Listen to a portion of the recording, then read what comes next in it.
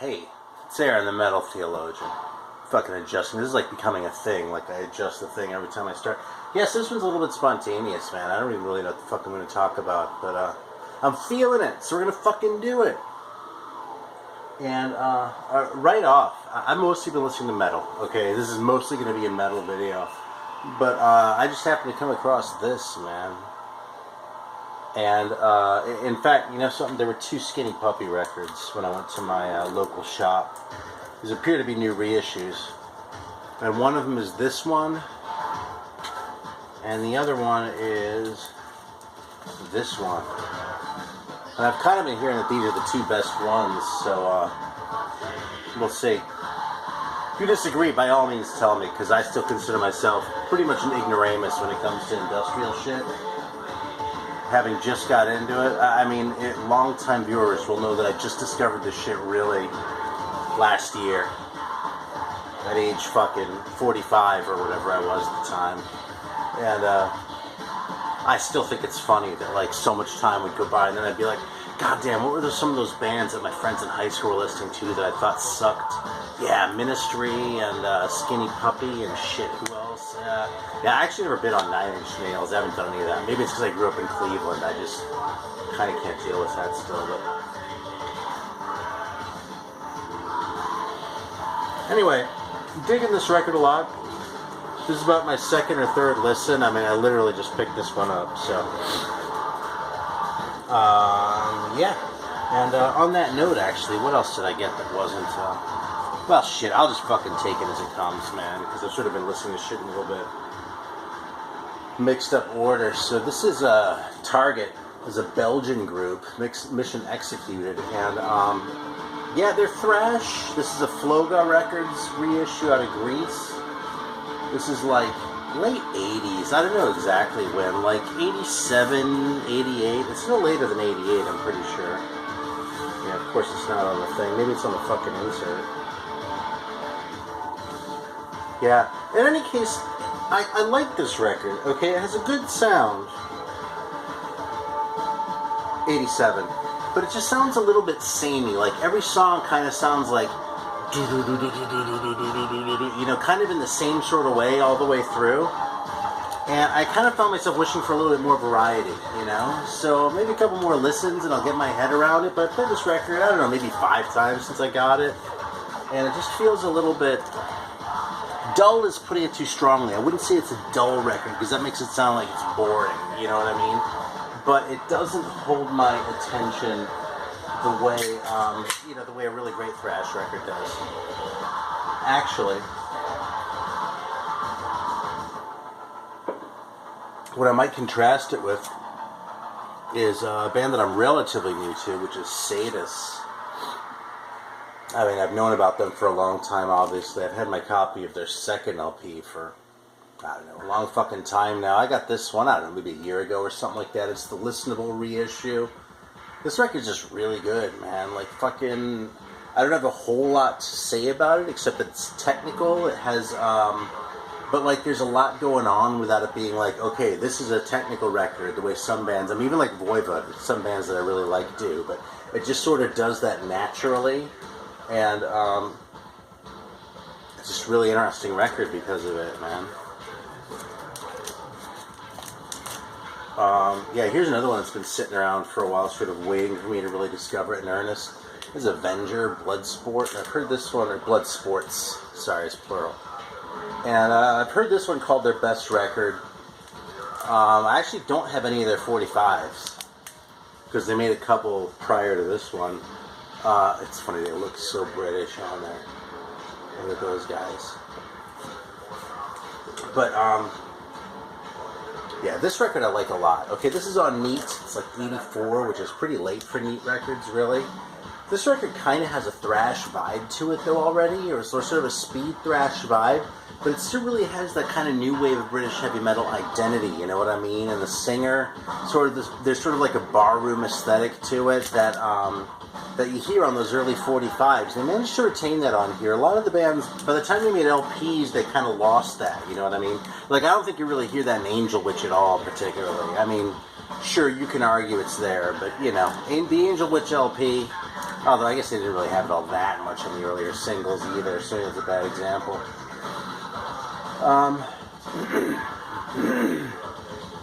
Well, the hell with it. I'm coming up blank. I don't want to sit here and go for a whole bunch of time, even though with this fucking fantastic mustache, you know, you could sit here and probably just look, you know. Avenger's really good, Bloodsports. First couple listens, it didn't really strike me. Like maybe a third or fourth listen, I was like, oh fuck, this is fantastic. I get it, you know what I mean? It's like right down that line. It's funny too, because I feel like when you say like an early sort of speed or thrash thing with a new wave vibe, that sounds like Venom to me. But the fact is, Venom doesn't really have that ballroom vibe in the same way as a band like Avenger does, you know what I mean? They definitely have the dirt and the grit and the filth. I mean, that's Trailer Blazing, right? You know, after maybe Motorhead. But Avenger just has that, I want to say authenticity, but in a way it's really sort of more ordinary. They're kind of more sort of a product of that scene than the way Venom sounds like they were. So anyway, this is another new one to me. I've been kind of wanting to find a copy of this, wishing I got the last reissue, and lo and behold, they put a new one out for me. And you can tell they actually put it out for me because they put in a whole LP's worth of bonus tracks, which you know I just absolutely fucking love. Especially Time Machine, Wayne's World version. Yeah, I'm going to fire that up instantly. Maybe one of these days I'll listen to live tracks, but fuck that second record. The first one's what it's about, as far as I'm concerned, which is just the original album. And, you know, something, man, it's fucking great.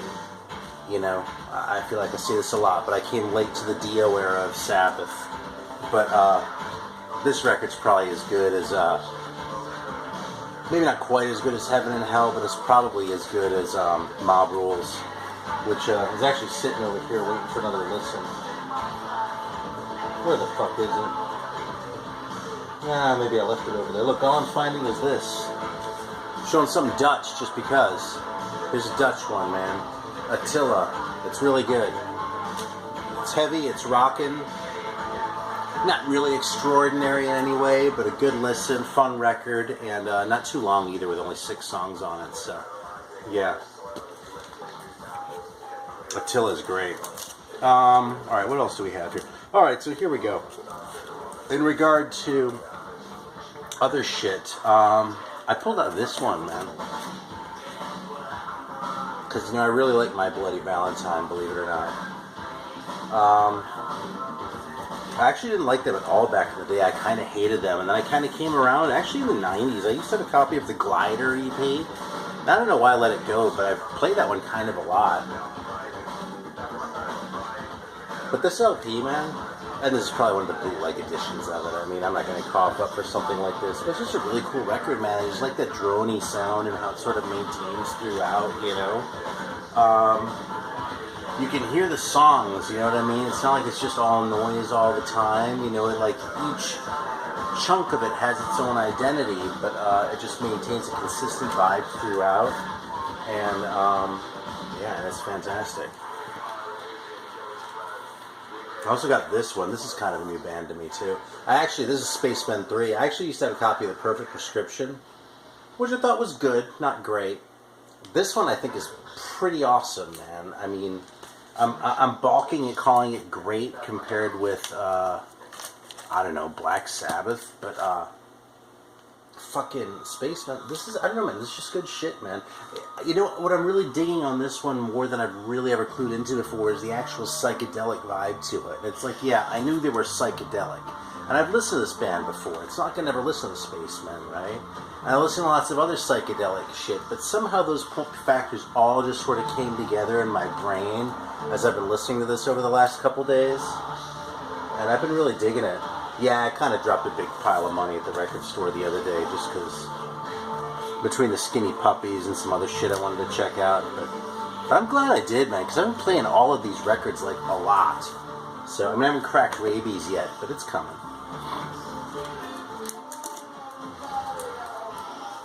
Alright, what else do we have, man? Alright, so here's one to sort of go along. I'm sorry, I'm just, like, adjusting my shit here. Here's one to sort of go along with Sadist, actually. And that is this third Mekong Delta record. which I don't think I'm ever going to like more than the first one, because the first one was really sort of my gateway to this band. And in fact, for a long time, I thought they were one album wonder. I had no idea they had made so many. But this record's fucking cool, man. Like, all the songs on this had that same sort of technical thing going on, that sort of generalized weirdness that you hear in that first Mekong Delta, and just solid.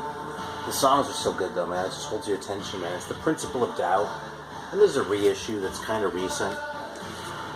Excellent record, man. Fucking first rate. Yeah, here's another one. My sort of special packaging here, but we'll put this one in honor of Mr. Greeno. This is the fucking Flotsam and Jetsam record. I actually have a copy of this. It's not a picture disc, but that one's really kind of super trashed. Although I got that one for next to nothing in Rochester, New York. Yeah, so anyway, this record's really grown on me with time. For a long time, I just thought the songs were boring. I guess I've got my head around the songs, because I think it's really good now, man. You know, I don't really think it's remarkable. I think it's pretty easy to go on the internet and hear people grossly overrating this record, and I can't help but wonder how much of that has to do with Jason Newsted and where he ended up for many subsequent years. But you know, and either wanting to side with him as the underdog against the other guys, or I don't know, man. It's like, I feel like it's a record that tends to get overrated, but if you take it for what it actually is, it's a really fun listen, you know? This record is not overrated, man. This is Bombarded. These guys are from, I want to say Bosnia.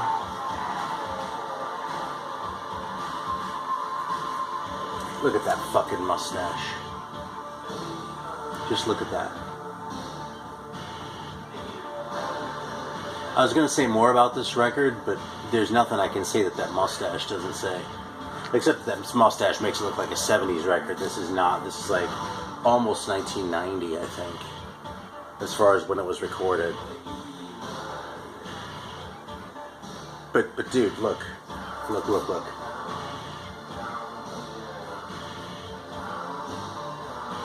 I mean, that's all there is. Okay, so I'll move on. Yeah, these guys are from San Diego, I want to say. It's funny, these guys come off as like super glam, but they're really not at all. I mean, they don't even really look glam. Yeah. 3 mustaches, by the way. Only one of them is particularly good, but still 3 mustaches. It's not bad. I thought this guy's name was Brian Thorax for just a second over the corner of my eye. Yeah, you know, this looks like such a corny, like sort of cliche in the glam kind of way. And the fact that they're called Victim, I mean, that's really not a very good name for a record. But this record is a lot heavier than it looks, man. It's like, I mean, it's really kind of one of those where it's kind of written like it's a glam record, but it's performed like it's just a straight up fucking heavy metal record. And it sounds great for it too, man. I don't have a whole lot of patience with glam, but I can handle glam writing when the playing is heavy, so this one's still been getting some rotation too. Fucking Schizophrenia. Especially after Mr. Eric Bauer said that this one and Pleasure to Kill were like, he thought were the best thrash records. But I think I showed that one recently, so I'll let it go. I took a chance on this third Death Row record because I heard really good things about it, but Deception Ignored is just so much less cool a title than Satan's Gift that I kind of... And I mean, that cover just looks kind of pretentious, you know what I mean? It doesn't look like, you know, the first two. So it's sort of like, yeah, you know, maybe these guys are trying to get too smart and shit, and, you know... But I took a chance on it because I heard great things about it. And, you know, so this record's awesome. It's another very technical, and this is even more technical than that Sadist one. And they're German too, so you know it's like extra precise as far as the performance and shit like that. It's great, man. It really is. Very highly recommend this record. Now, I don't recommend it over the first 2 Death Row records, which I really think are underrated gems of German thrash. I really do. Like, those first 2 Death Rows are every bit as good as a record like Obsessed by Cruelty or Persecution Mania or Yeah, I'll say it. Eternal Devastation. I was trying to decide if I wanted to go there with it, but it's not as good as Infernal Overkill. But they're probably as good as Eternal Devastation. So, and I don't know if they're as good as Pleasure to Kill, but they're probably as good as Terrible Certainty. Anyway, those first two death rows are essential. This one is a different vein. This one's more like, if you're listening to Mekong Delta and you want something that isn't quite as wanky as that, this is a good one to go for. If you're listening to Sadus and you want to hear something that's a little more wanky than that, but not as wanky as Mekong Delta, this is a perfect record right here. Very, very good shit. I pulled this one out. Metallus, I think it is. It's another Texas band. Fucking mustache right there. Have to point that out. It's 2 songs, and as far as I know, they were a one and done band. But they were rockin', man. They were heavy. The 2 songs are really good. It's a cool record if you can find it. I'm gonna spend a ton on it. And yeah, it's on red vinyl too. But I'm not gonna pull it out. You can watch fucking, I don't know, Vinylize if you want to see colored vinyl. I can't really be bothered with that shit right now. This is one that was sort of a rarity that I've been keeping an eye out for a while. And LJ, actually, Mr. Biosite 1, had it in the background of one of his videos, and I was like, oh, god damn it. You know, or like fucking, you watch Laverne and Shirley, where the guy's like, yeah, fucking, who was that guy, actually, too? He was the same guy who was in Better Call Saul, who played the brother. Lenny, unless it was Squiggy, whatever, man, fuck it. My Laverne and Shirley references are gonna fall apart. And, y'all are probably too young for that anyway. Except you're probably not, because I know who watches my videos, and you're probably all old enough to have watched Laverne and Shirley. But I'll make you feel good. You're not old enough for fucking Laverne and Shirley, man. You're fucking getting carded and shit when you're buying liquor. Anyway, man, there's another one that definitely has some glam trappings. But is a solid metal record across the board. I love the fact that they're from Tulsa, Oklahoma. You know, the cover's kind of stupid, but first of all, it's stupid awesome. And second of all, they're great. And third of all, the fact they're from Tulsa just overshadows all that bullshit. If they were from LA, I'd be a little less forgiving. Look at that fucking eye makeup, man. What the fuck was he thinking, dude? It's some good shit, man. You know what he was thinking? He was thinking, we're going to make a fucking... Not first rate. I was going to say we're going to make a first-rate metal record. This isn't really a first-rate metal record, but it's a very strong second-rate record. And you know something? I will take a strong second-rate metal record any day of the week and be really goddamn happy about it. Man, I feel like I've whipped through a ton of records here. We're not even 20 minutes in, so let's see what else we've got sitting around here. Alright. I actually pulled this one out. Someone asked me about this band kind of a long time ago. And I pulled this out. This is my only At War record. I don't have that LP. They also put out a new Renaissance. This record is better than I had remembered it as being. I remembered it as kind of sucking. It's not great, I don't think. It's thrash that's just a little bit on the generic side. Really kind of has a good sound to it. I like the fact that they're a 3-piece. They get points for that. But it's just not really extraordinary in any way. You know what I mean? I'm sure I paid less than $10 for this. It was worth it. If someone offers you a copy of this for $30, I'd say hold off. I might have shown this one before too. This is a recent reissue. Another band that fucking Eric Bauer hit me to. Rotten Church by Panic. And this is a relatively recent reissue. Actually, it's very recent. It's within the last, 4 months, maybe. On this Wyland label, or whatever they're called, who've been doing some really fantastic shit. They did Leather Nun and Valhalla and some others. Anyway, man, this one doesn't sound quite as fully Brazilian as, Vulcano or Holocausto or some of those other guys. But it still has enough of that aggressive sort of South American vibe to be really not only awesome, but just really kind of special, you know? So, big points to that. And here's one that's going to surprise all you motherfuckers. Oh, God damn it. Fucking sorry, my nose is itching. Let me flip this. You all can try and like think about what the surprise might be. What am I going to surprise you with? What would fucking completely throw you motherfuckers off?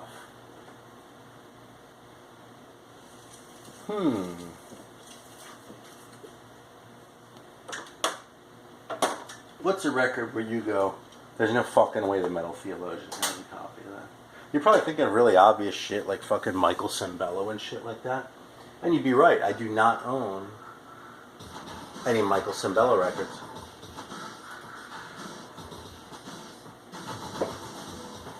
Assuming he even made more than one. Check this out. Whoa, what's that doing here? I'll tell you what it's doing here. It's hanging out and being appreciated. Yeah, my boy actually got me for this. My younger boy, who's a pretty big Gorillaz fan, is sort of an elaborate joke, which I wouldn't do any favors to by trying to explain it in the video, because there's just too much backstory, but he got it as sort of a joke, but also genuinely liking it and looking to turn me on to something, and I swear this is a good record, man. Yeah, his first one, by the way, is actually the first one, not Demon Days, but this one kind of fits into the sort of meme better, so if you're hip to it, then you're probably chuckling about it. If not, just forget it. It's really... but yeah, man, it has some good titles too, like Every Planet We Reach Is Dead. Very different from my usual fare. I don't even know if I should try to describe it. I'm not sure if I have a vocabulary for it, you know? It's sort of like alternative music, quote unquote, by like my fucking old-fashioned standards. But a lot more modern sounding than that. It has some rap stuff going on in it, which normally you tell me that and I go like, oh man, it's going to sound like shit. But it's incorporated really well, man, and it sounds good, and it's a fucking really cool record that I genuinely enjoy. And I'm not just saying I enjoy because I don't want to hurt my kids' feelings. And, yeah, maybe this will be the last one, man. Viking is another one that's kind of on the technical side, not super technical, though. Very good record, man. A band that, another one I didn't really appreciate a lot when I first heard it. I used to have their first record, Do or Die, a long time ago. I actually got one recently, but it's kind of fucked, so I have to, like, return it and get another copy. It's a pain in the ass. I'll show it to them soon. But, this second one I'd never had before, and it's really good, man. Man of Straw. It looks a little hokey. It looks like it's a little bit too smart for itself, and it's fucking great, man. I could have done without Hell is for Children. What do I always say about the cover? I could have done without the Pat Benatar cover, but you know something, man? I can do with it, too. It fits right in there. It doesn't disrupt the record at all. You know, in contrast to some of these bad ones, like Ethel the Frog doing Eleanor Rigby, or anyone else doing Eleanor Rigby for that fucking matter. So, good shit. And this is the one I'm going to end with. Scott actually sent me this a while back, Scott Waters. And this record is as good as any other bolt thrower. Fucking fantastic, man. I played it several times. Mercenary, I believe this is their most recent one. No, I lied. Unless they gave it up in 2011, because it says 2011 on here. But this is a relatively recent reissue. Like I said, Scott Waters sent it to me a few weeks ago, and this is great, man. Totally enjoyed it. So, that's where we're going to end it. 23 and... Well, it's going to be 25 minutes by the time I'm done talking, but thanks for watching. Always a pleasure. Yeah, until next time.